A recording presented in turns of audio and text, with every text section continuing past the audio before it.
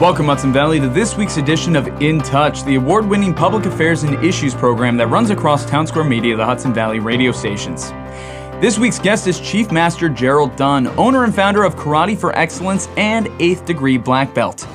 We talk about the leadership and character-building skills that martial arts offers its students, along with how Karate for Excellence can be a great outlet to strengthen the family dynamic.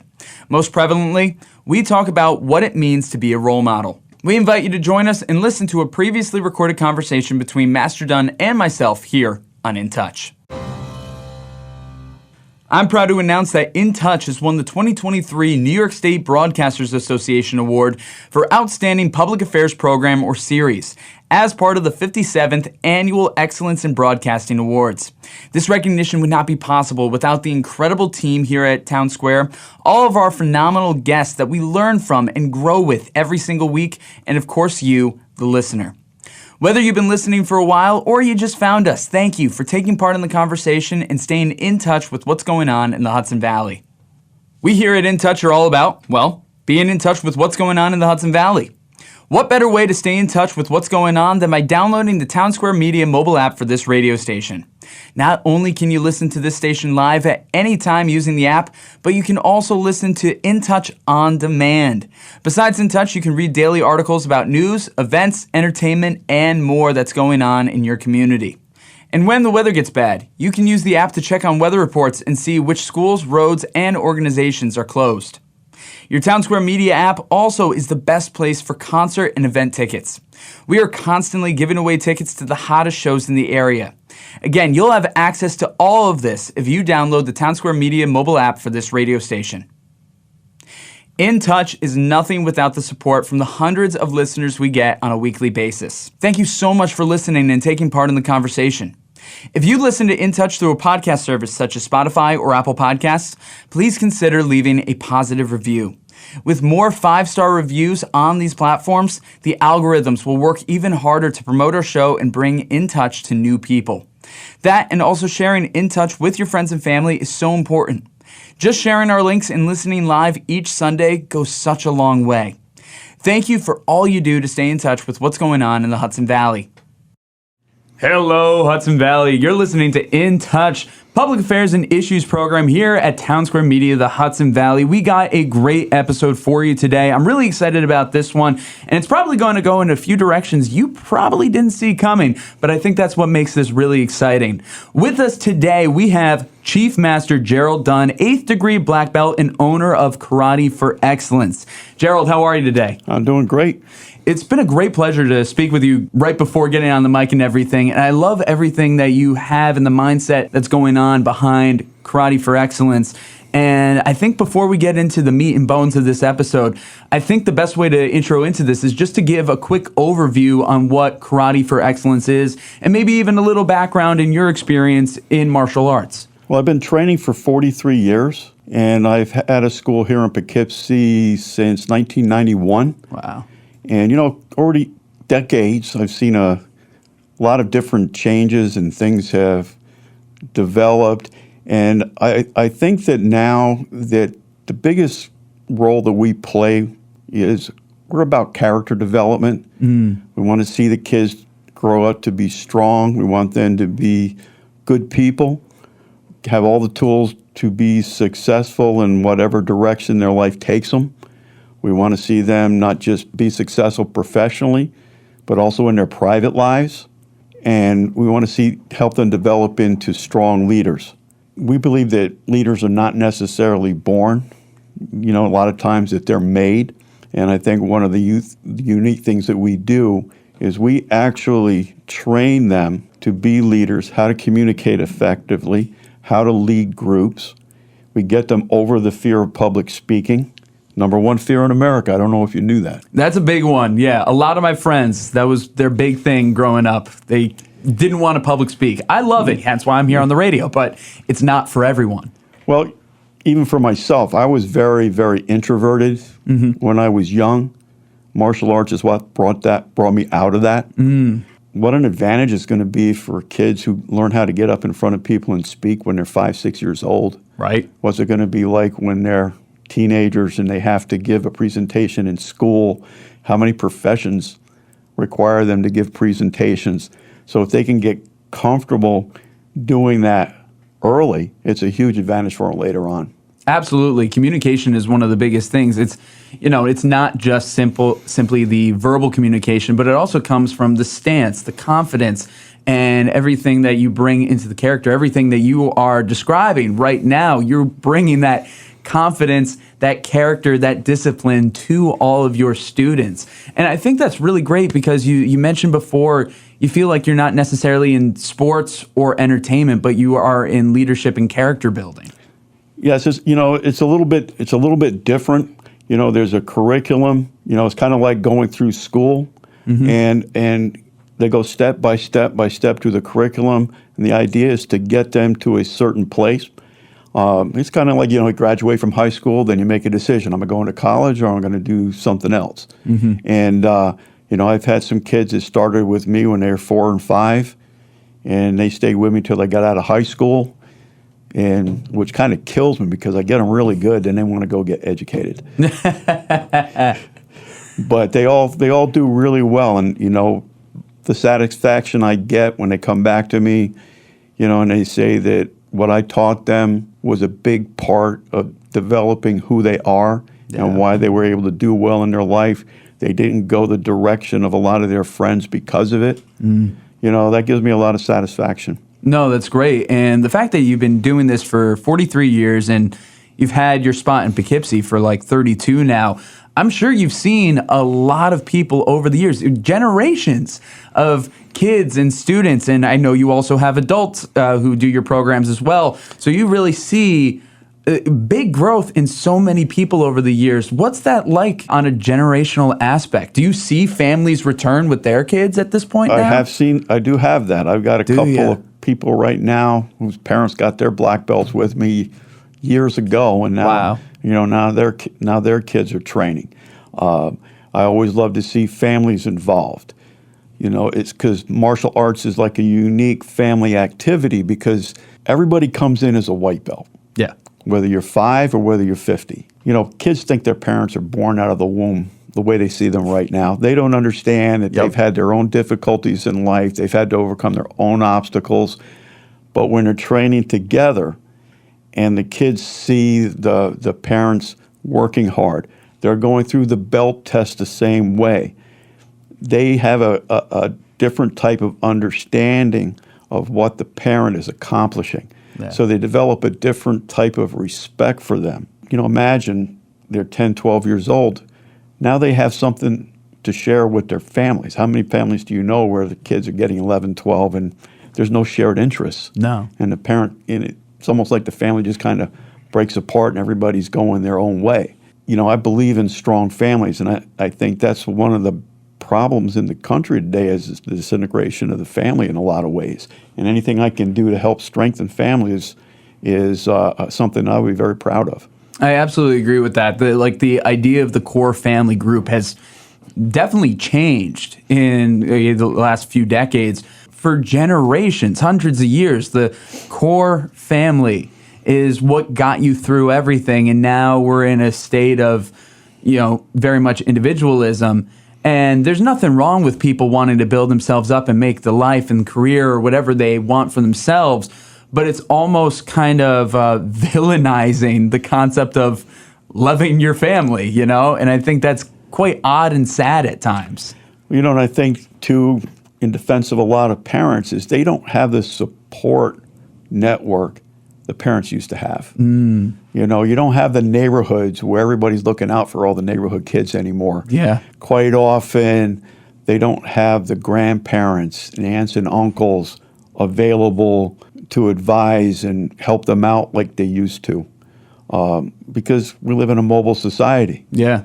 You have families scattered all over the country, sometimes all over the world. And so even good parents, they need help. Everybody is always at their worst behavior at home. And so they need to have somebody outside the family to reinforce the values that they want their kids to learn is almost necessary anymore. Yeah. Because even good parents, they just can't do it alone. Yeah, honestly, get burnout. We were talking about this before, how families A lot of times both parents are working. They are working hard, trying to keep the household going. If you have multiple kids, that's multiple schedules you're trying to keep going. They're burnt. And something like this, a program like this, it gives them a chance, I don't want to say to breathe, but to see their kids in an environment that is that impactful and something that they can get out of it as well, whether they are specifically in the program themselves or just simply observing it, watching their kids grow through it and being a part of it in that way. And and it's interesting because I have my master training class where I specifically teach leadership skills.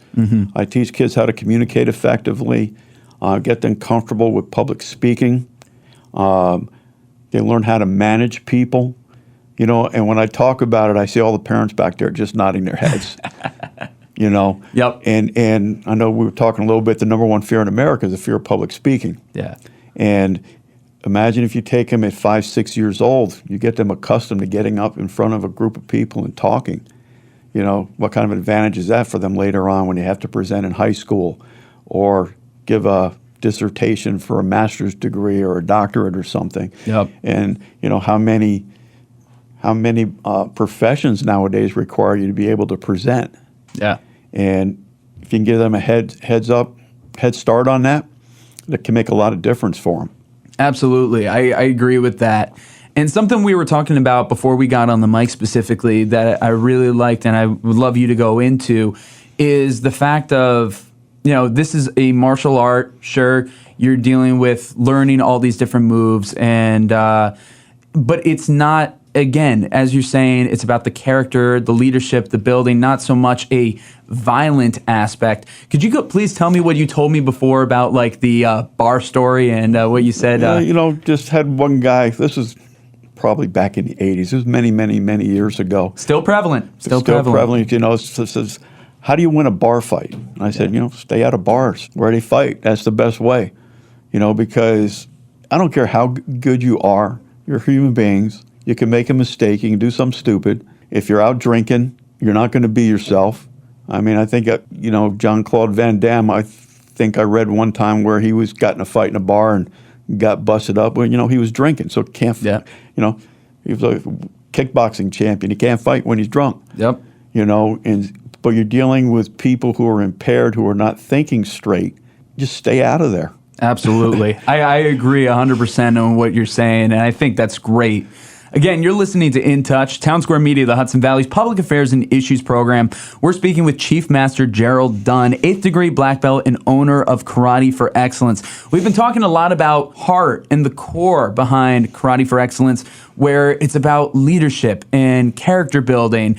And one thing that we talked heavily about before we got onto the microphone was being a role model. And whether you like it or not, you're a role model to somebody somewhere. And I really loved the mindset that you had of being a role model yourself and how you try to work on it. You even said you were working on a book about role modeling. Yeah, I just recently published a book on Amazon. That's amazing. Could you get into that? I call it Heroes and Villains. All right. Specifically about role models. And the reason I call it Heroes or Villains is because you don't choose to be somebody's role model. You can't walk up to somebody and say, I'm your role model from now on. You're looked up to, and the only choice you have is whether you're going to be a good role model or a bad role model. Yeah. That's the only choice that you have. And it never turns off. It never turns off. I mean, I was always taught coming up that you're an instructor 24 hours a day, 7 days a week, no matter where you are, because you never know when you're going to run into a student. I think one of the things that we talked about is as you get more prestige, for lack of a better word, people's expectations increase. We're talking about professional sports and how people talk about, this football player sucks and that baseball player sucks. None of them suck. No. But they're being compared to a higher standard. Absolutely. And it's the same thing, in martial arts, even with the kids. As you move up through the ranks, people's expectations change and they expect more from you. And when you don't meet their expectations, they feel let down and disappointed. And that's one of the things that I take pains to teach even my younger students as they come up. I mean, I remember when I was coming up, man, you look at a green belt, man, that guy's good, man. I want to be like him. Then you get the green belt, look at a brown belt, man, that guy's good. I want to be like him. Then you get up to a brown belt, look at a black belt, that guy's good. So you're always looking ahead, but there's always people behind you looking at you the same way. Yeah. And sometimes we forget that.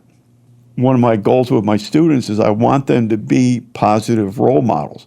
I tell them every day when you take class, you got to train like there's a 5-year-old white belt over there watching you. Then you're going to be a positive role model, and they're going to look like you. It's amazing how observant kids are. Yeah. They see everything and they forget nothing. It really is amazing. I was just sharing like a story with some friends about like a random occurrence that I had in first grade. And they were like, why do you remember that? I was like, I don't know. It just always stuck. And you never know what those little things are that are going to stick. I'm in my mid-20s for crying out loud, but something that happened 20 years ago, I'll remember to the day I die. I can remember stuff that happened 20 years or so ago. It's yesterday I have trouble with. Same here. Same here. Absolutely. But no, it's exactly about that.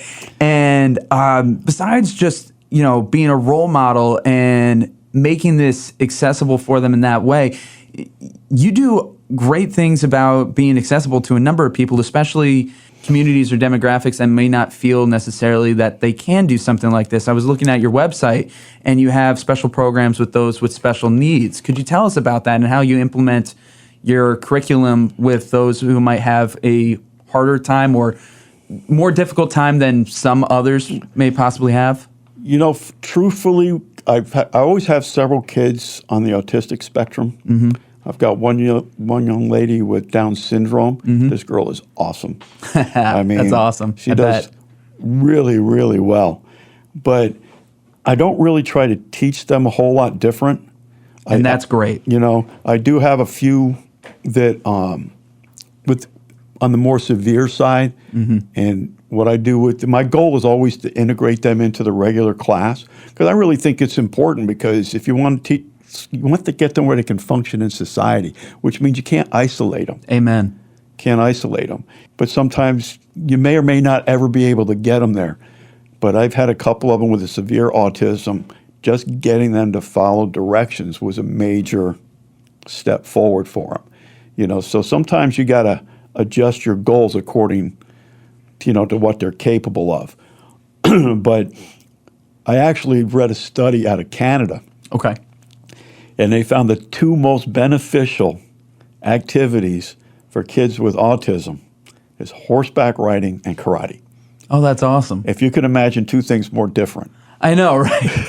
Very interesting. But just like with the regular kids, you set rules, you set limits, you enforce the rules. And I get, sometimes when the kids are on the spectrum, they get upset about something really easy. I think one thing you always have to try to do is remember not to take, when kids get upset, you can't take it personally. Amen. It has nothing to do with you. When they're outside the rules, there's a penalty for that.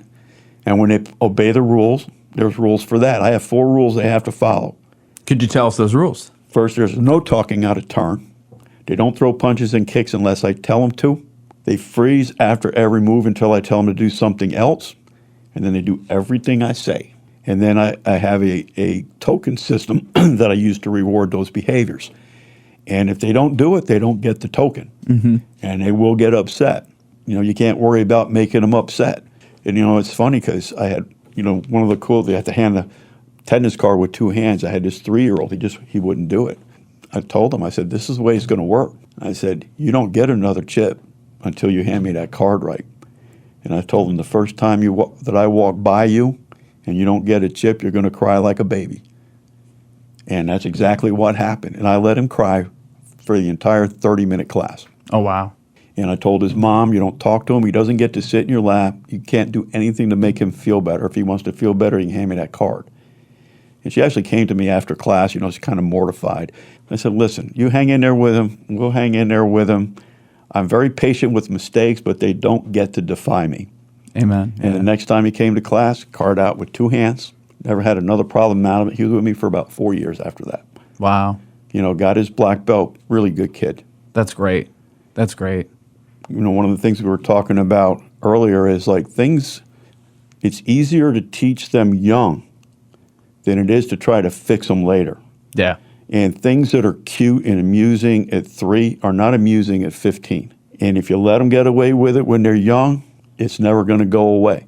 Their personality's pretty much in place by the time they're 7 or 8 years old. And it's much more difficult to change them after that. When they're young, they're clay, they're very moldable. And it's important to mold them the right way when they're young. It's interesting you say that because, I'm at a point in my life where, I have friends who are still in college while I also have friends who are married with big-time jobs. And I'm somewhere in the middle of all of it and seeing the personalities that everybody has, where everybody is in their lives, the experiences that they've had, the responsibilities they've been given, whether kind of forced into it or they found it themselves. And you're right. It's so much harder to break certain habits the older and older that you get. And I know people who are trying so hard to break, whether it be generational habits or bad habits that they've just created for being in the wrong crowd or the wrong environment. And the older they are, the harder it is to do it, regardless of how much effort they try to do it, because it becomes so ingrained at that point. Bad habits require no effort whatsoever. Good habits take years. Yeah. I don't know if you have any kids or not, but not yet. Just something as simple as brushing their teeth. Yes. Which is not even difficult. It's not unpleasant, but a lot of parents, it takes years for a kid to brush his teeth without being told. They may not fight you about it all the time, but you have to tell them. Mm-hmm. And it takes years for them to go up and brush their teeth without you saying, go brush your teeth. So it takes years, even to simple habits. And, that's why I always tell people one of the things about martial arts and why we have the belt system is goals. The goal is to make them good people and to develop good habits in a lot of different ways. And you can't do that in a month. You can't do that in a year. I tell people that the goal should really be second degree black belt, which takes about 5 years, because then the stuff we're trying to teach them has become an ingrained part of their personality and their character. Then it stays with them forever. And it goes into every other part of their lives, not just this, but it's ingrained and it will be able to carry with them wherever they go, in whatever field, in whatever environment, in whatever state. And I think that's really terrific. Again, you're listening to In Touch, Townsquare Media, the Hudson Valley's Public Affairs and Issues program. We've been speaking with Chief Master Gerald Dunn, 8th degree black belt and owner of Karate for Excellence. If you came into this episode hoping to hear all about punching and kicking and whatnot, you came to the wrong place. We are talking about leadership. We are talking about character development. We are talking about goals and skills that people can use for the rest of their lives, regardless of whatever field they are in. And Master Dunn is doing it through his wonderful program at Karate for Excellence. Now, again, thank you so much for being here on In Touch. What's the best way for people to look into the various programs that you offer? You can either go online at Karate for Excellence with the number 4.com, or you can call me at 845-462-0624. Terrific. And again, all links and information will be in the description of this episode. So in case you forget, you can always go back online, check it all out. Gerald, thank you so much for being here. Is there any last little nugget, something that you want to throw in there for our In Touch listeners? I guess the biggest thing is that I enjoy being here in Poughkeepsie, that I've met some fantastic people up here. I'll be 65 in a couple of months. I have no desire to retire. I've been so fortunate that in 43 years of doing martial arts, there's never been a single day where I wanted to stop. Wow. And if I can help somebody else do that, then, my life has been worth it. That's really beautiful. And I think that's a great way to wrap up this episode. So Master Dunn, thank you so much for your time, and thank you for everything that you're doing for the Poughkeepsie community. I appreciate it very much. This has been this week's edition of In Touch, the award-winning public affairs and issues program that runs across Townsquare Media, the Hudson Valley radio stations. we want to give a big thank you to Chief Master Gerald Dunn. For more information on Karate for Excellence, visit that's the number 4, excellence.com. You can also contact Master Dunn at 845-462-0624. Of course, all links and information can be found in the description of this episode. Whether you've been listening for a while or you've just joined us, thank you. You can find In Touch episodes new and old on your favorite streaming services like Spotify, Apple Podcasts, Google Podcasts, Stitcher, and more. That and listen on demand with your Townsquare radio station mobile app. Of course, you can still find all articles and audio under the In Touch tab on this radio station's app and website. And don't forget, we're also on YouTube, Facebook, and Instagram at InTouch_HV. If you like what we do here on In Touch and want to be on the show, let us know. Whether you have a topic you want discussed or you want to be a guest, the best way to contact us is through our office number, 845-471-1500, or email direct to connor.walsh@townsquaremedia.com. Again, I've been your host, Connor Walsh. Until next time, stay curious, keep an open mind, and as always, I'm glad we get to spend some time.